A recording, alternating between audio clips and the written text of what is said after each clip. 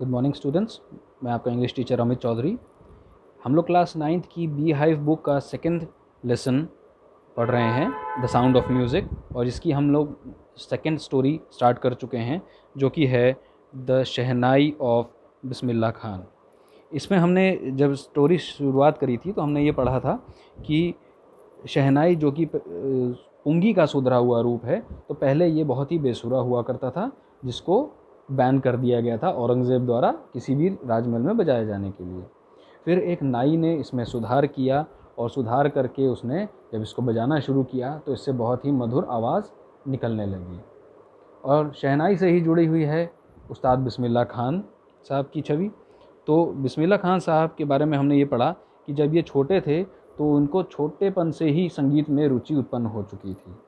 ये एक बार अपनी माँ के साथ अपने मामा के घर गए जब ये 3 वर्ष के थे, और तब हमने देखा कि अपने मामा के द्वारा जब अभ्यास किया जा रहा था शहनाई का, तो उसको देखकर ये काफ़ी मोहित हुए, काफ़ी इनको अच्छा लगा, और उन्हीं से मोहित होकर इन्होंने धीरे धीरे प्रयास शुरू किया और पूरा पूरा दिन इसमें प्रयास करने लगे और थोड़ी थोड़ी महारत भी इन्होंने हासिल कर ली और बहुत हद तक आगे बढ़ गए। 14 वर्ष की उम्र में इन्होंने कई सारे जो है तारीफ़ें बटोर ली थी, बहुत सारे लोग इनको सराहने लगे थे और सबको मालूम था कि ये बहुत जल्द ही आगे जाएंगे। हमने ये भी जाना था कि 1938 में जब ऑल इंडिया रेडियो की लखनऊ में शुरुआत हुई थी, तो वहाँ पर भी इनको मौका मिला। इनका एक सबसे बड़ा सुअवसर यही था कि इनको ऑल इंडिया रेडियो में बजाने का मौका मिला शहनाई को, और वहाँ पर ये अक्सर सुने जाने वाले कार्यक्रमों में शामिल हो चुके थे। लोग अक्सर रेडियो खोलकर इनका संगीत वादन सुना करते थे।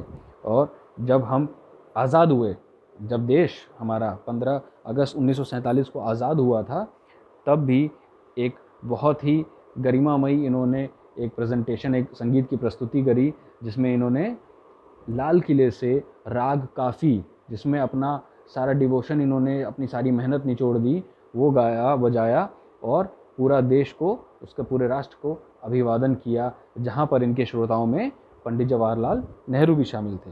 तो आइए आज हम उसके आगे से पढ़ना स्टार्ट करते हैं। Bismillah Khan has given many memorable performances both in India and abroad.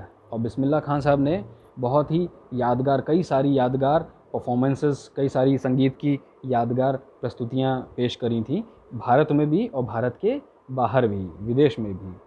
His first trip to abroad was to Afghanistan, where King Zahir Shah was so taken in by the maestro that he gifted him priceless Persian carpets and other souvenirs. तो जब उनकी जो foreign यात्रा शुरू हुई थी, तो उनकी जो सबसे पहली फॉरेन ट्रिप थी, जो विदेश में उन्होंने अपना संगीत की प्रस्तुति दी थी, वो अफ़गानिस्तान में दी थी। और अफ़गानिस्तान के जो उस समय के राजा थे ज़हीर शाह, वो इतना ज़्यादा इन संगीत के इस माहिर व्यक्ति से प्रभावित हो चुके थे कि उन्होंने जो है बिस्मिल्लाह खान साहब को पर्शियन कारपेट्स, जो ईरानी कारपेट होते हैं, वो कारपेट, कालीन, वो उन्होंने उनको जो है गिफ्ट किया, और कई अन्य सारे यादगार चीज़ों के रूप में उनको कई सारी चीज़ें गिफ्ट करी। सोवेनियर्स का मतलब होता है ऐसी यादगार चीज़ें जिससे आपको याद रहे कि आपको ये कहाँ से प्राप्त हुए, है ना, स्मृति चिन्ह कह सकते हैं इनको। The king of Afghanistan was not the only one to be fascinated with Bismillah's music. और अफ़गानिस्तान के जो राजा थे ज़हीर शाह, ये अकेले ही व्यक्ति नहीं थे जो बिस्मिल्लाह खान साहब के जो म्यूज़िक है उससे मोहित हुए हों। Film director Vijay Bhatt was so impressed after hearing Bismillah play at a festival that he named a film after the instrument called गूंज उठी शहनाई। एक फिल्म डायरेक्टर भी थे विजय भट्ट साहब। ये भी इतना इन्होंने जब बिस्मिल्लाह खान की संगीत को सुना, उस शहनाई को सुना, तो इतना ज़्यादा उसके प्रति मंत्रमुग्ध हो गए, मोहित हो गए कि इन्होंने एक फ़िल्म बनाई इसी इंस्ट्रूमेंट के ऊपर, इसी वाद्य यंत्र के ऊपर। उसका नाम था गूंज उठी शहनाई। The film was a hit and one of Bismillah Khan's compositions, दिल का खिलौना है टूट गया, turned out to be a nationwide chart buster. और ये जो फिल्म थी, ये एक हिट फिल्म साबित हुई। और बिस्मिल्लाह खान की एक जो कंपोजिशन थी, एक कृति थी, इसमें एक गाना था दिल का खिलौना है टूट गया। ना आवाज़ मेरी अच्छी नहीं है तो मैं आपको थोड़ा सा गा के भी बताता। खैर आप इसको गूगल में सर्च कर सकते हैं। और ये जो गाना था ये पूरे राष्ट्र में, पूरे देश में चार्ट बस्टर साबित हुआ। चार्ट बस्टर मतलब नंबर 1 पोजीशन पे रहा, बहुत समय तक सुना गया, सुपर डुपर हिट ये गाना रहा। Despite this huge success in the celluloid world, Bismillah Khan's ventures in film music were limited to 2, Vijay Bhatt's Goonj उठी शहनाई एंड विक्रम श्रीनिवास कन्नड़ा वेंचर सनादि अपन्ना। इतनी बड़ी आप इनको सफलता ज़रूर मिली सिने जगत में बिस्मिल्लाह खान साहब को, लेकिन फिर भी इनका जो काम है वो केवल 2 ही वेंचर तक सीमित रहा, 2 ही उपक्रम तक सीमित रहा। एक तो विजय भट्ट की यही फिल्म गूंज उठी शहनाई और एक विक्रम श्रीनिवास की कन्नड़ उपक्रम था। कन्नड़ मतलब कर्नाटक में जो कन्नड़ भाषा होती है उसमें इन्होंने एक सनादि अपन्ना नामक उपक्रम में इन्होंने संगीत दिया था। तो यही 2 काम इन्होंने सिने जगत से जुड़े हुए किए। I just can't come to terms with the artificiality and glamour of the film world, he says with emphasis।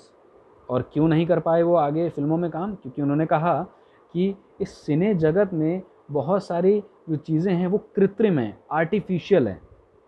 Artificial मतलब कृत्रिम, जो नकली हो, जो असली ना हो, और बहुत ही चकाचौंध है। तो ये जगह मेरे लिए ठीक नहीं है, मुझे सूट नहीं करती, इसलिए वो ज़्यादा फिल्मों में उन्होंने काम नहीं किया। Awards and recognition came thick and fast.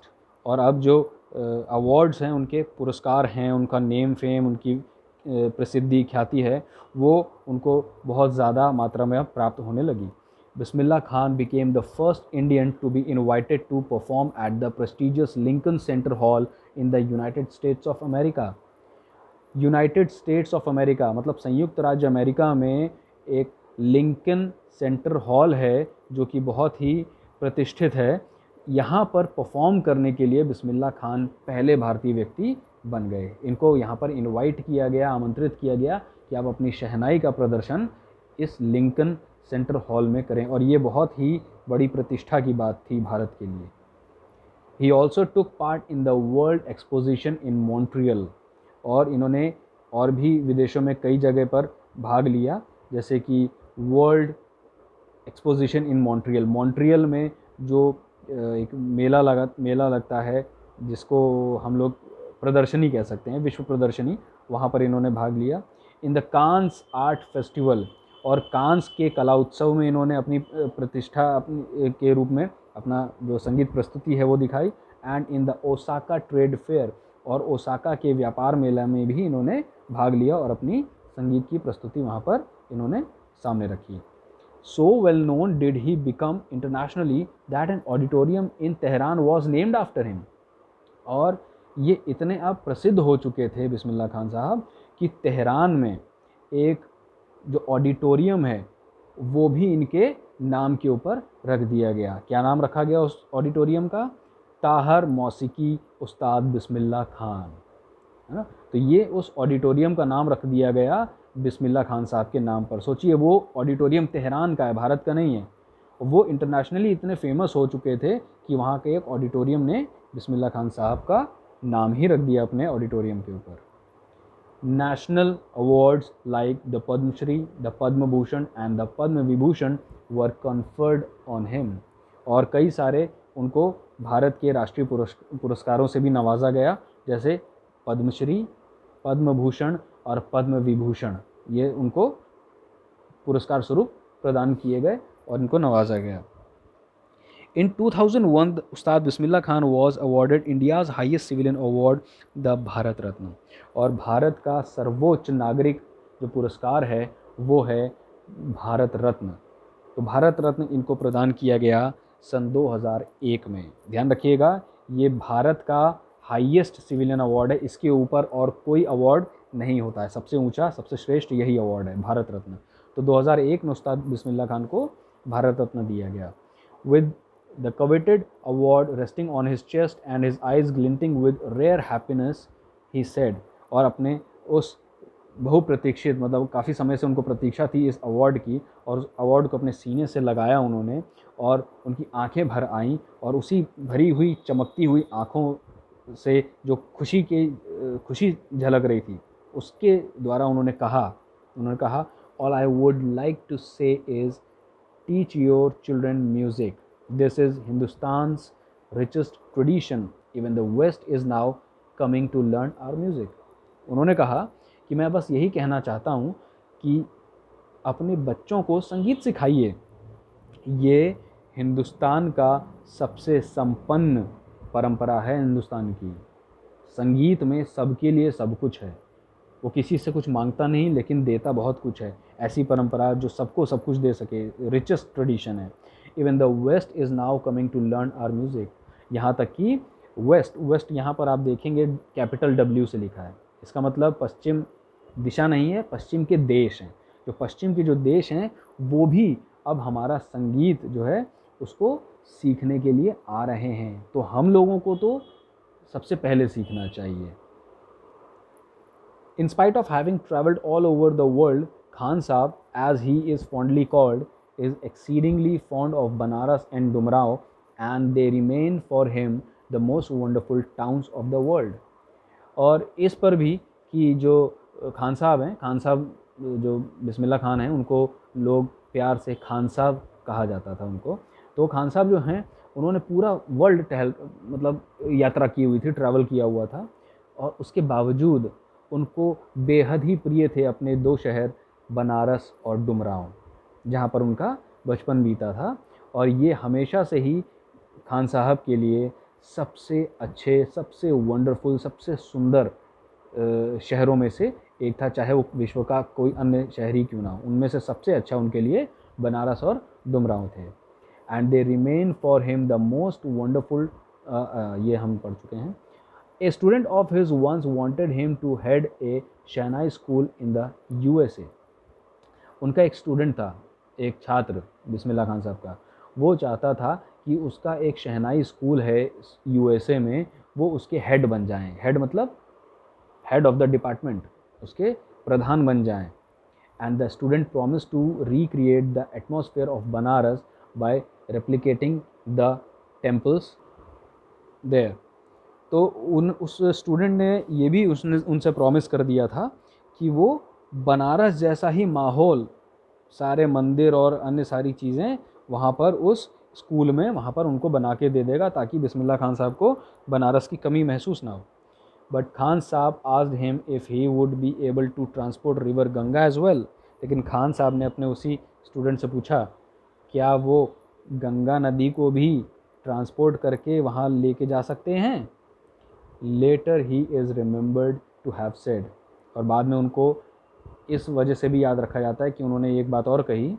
वो बात थी, that is why whenever I am in a foreign country I keep yearning to see Hindustan.